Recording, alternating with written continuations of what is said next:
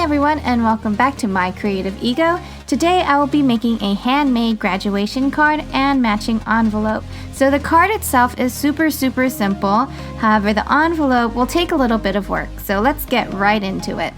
I used a 12 by 12 black cardstock, and then I scored that at 6 inches, and then I cut that in half. I only need to use one of these pieces, so the piece that I'm going to use, once again, it's going to be 6 by 12, and I only need one of those. And so I'm putting that back into my scoreboard, and I'm going to score that at 6 inches.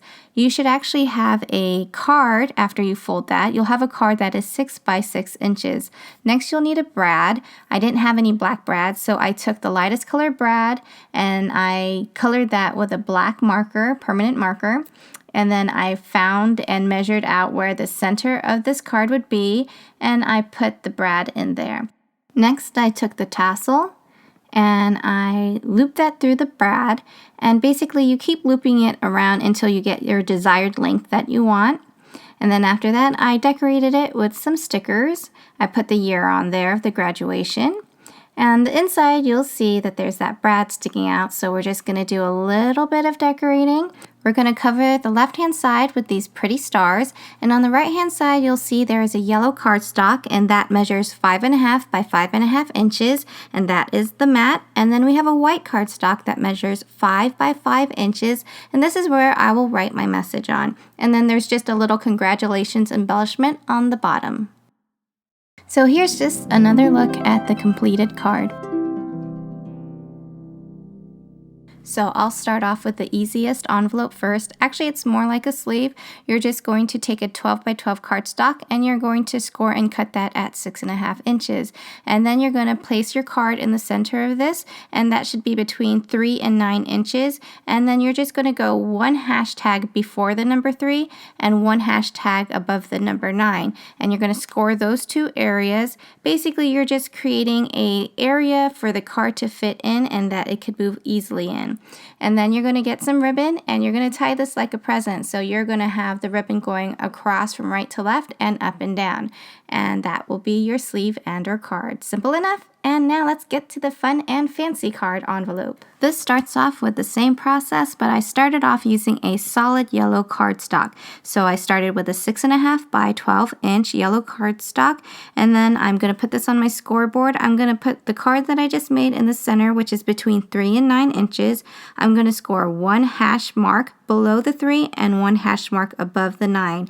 And once again, you're just putting this card in the center and you're making sure that it has room enough to fit in there. For this envelope, I want it to be able to close, but the tassel will still be hanging out. I'm going to need a little bit of extra paper, so I'm going to take some of the leftover decorative paper from the sleeve we just made. I'm going to cut it 6.5 by 5 inches, and on one side of the panels, I'm just going to put some double stick tape, and I'm going to add this piece to it.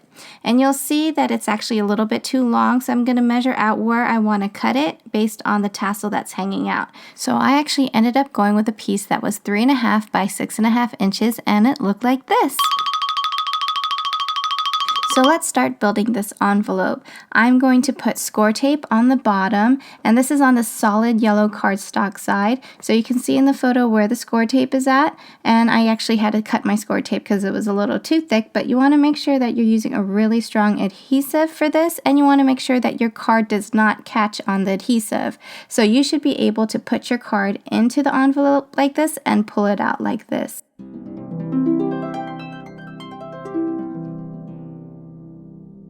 So you can leave it like this, or you can add more decorations like I did.